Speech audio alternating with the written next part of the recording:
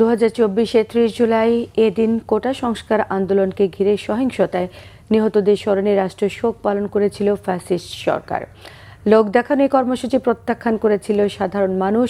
গণহত্যার প্রতিবাদে সেদিন দেশের বিভিন্ন স্থানে বিক্ষোভ কর্মসূচি পালন করেছিলেন তারা। শোকের বদলে বিপ্লবের লাল রঙে ফেসবুকের প্রোফাইল রাঙিয়েছিলেন অনেকেই। মার্চ ফর জাস্টিস কর্মসূচি পালনের ঘোষণাও দেন আন্দোলনকারীরা। রিপোর্ট করছেন রিশান নাসরুল্লাহ।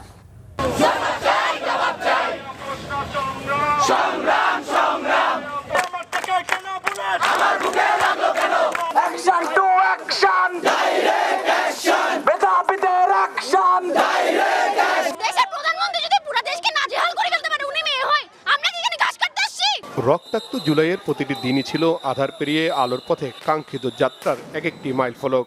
16 জুলাই থেকে রাজপথে রক্ত ঝরেছে অনেক, তবুও তারুণ্যের চোখে প্রাণের বিনিময়ে ফ্যাসিবাদের অবসান আর বৈষম্যহীন রাষ্ট্র গঠনের অদম্য চাওয়া ছড়িয়ে পড়ে গোটা জাতির মননে। 2024 সালের 30 জুলাই রাষ্ট্রীয় শোক পালন করছিল আন্দোলনকারীদের দেখামাত্র গুলির নির্দেশ দেওয়া আওয়ামী লীগ সরকার। আহতদের দেখতে হাসপাতালে গিয়েছিলেন শেখ হাসিনা। প্রাণহানির ঘটনায় সুষ্ঠু তদন্তে জাতিসংঘের সহায়তা দেওয়ারও ঘোষণা দিয়েছিলেন। তবে ফ্যাসিস্টদের এই লোক দেখানো কর্মসূচি প্রত্যাখ্যান করেছিলেন আন্দোলনকারীরা। ঢাকা সহ সারা দেশে চোখে মুখে লাল কাপড় বেঁধে হত্যাকাণ্ডের বিচার ও সরকারের পদত্যাগের দাবিতে নানা কর্মসূচি পালন করেছিলেন শিক্ষক, শিক্ষার্থী সহ নানা শ্রেণী পেশার মানুষ। সরকারি শোক প্রত্যাখ্যান করে সামাজিক যোগাযোগ মাধ্যমের প্রোফাইল লাল রঙে রাঙিয়েছিলেন বিক্ষুব্ধ নাগরিকরা। ছাত্রছাত্রীদেরকে বিরুদ্ধে অযথা মিথ্যা মামলা ঘর থেকে বাচ্চাদেরকে ধরে নিয়ে আসতেছে। যে বাবা মার বুকটা খালি হয়ে গেছে, তাদের ঘরে কি চলে, কোথায় আছে তারা, কিভাবে আছে?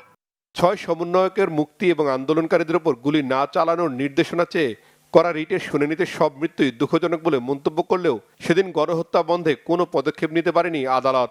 ছাত্রর বাইরে যারা এখানে আসছে, তারা টোকাই আছে, তারা বিএনপি, জামাত, জঙ্গি, আওয়ামী লীগ ছিল লাঠি নিয়ে, কোনো জায়গায় অস্ত্র ছিল না।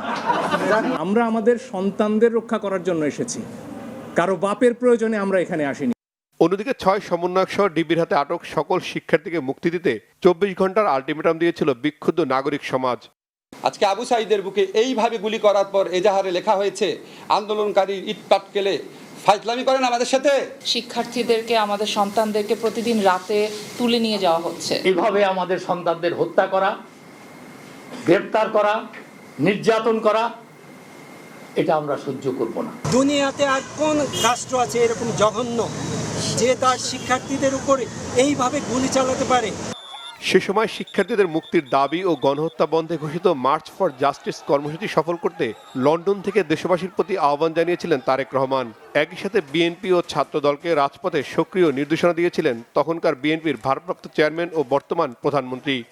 কয়েকজন মানুষের হাতে রাষ্ট্রীয় ক্ষমতা তুলে দেওয়ার জন্য 1.5 দশক ধরে নিশ্চয়ই আন্দোলন অব্যাহত রাখেনি।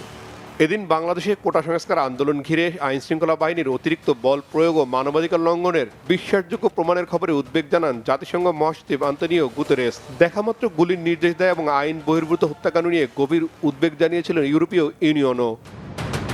সংবাদ সম্মেলনে গণগ্রেপ্তারের অভিযোগ অস্বীকার করেছিলেন তখনকার সরকারের মন্ত্রীরা। তাদের বক্তব্যে ছিল আন্দোলনকারীদের দমনের প্রচ্ছন্ন হুমকি।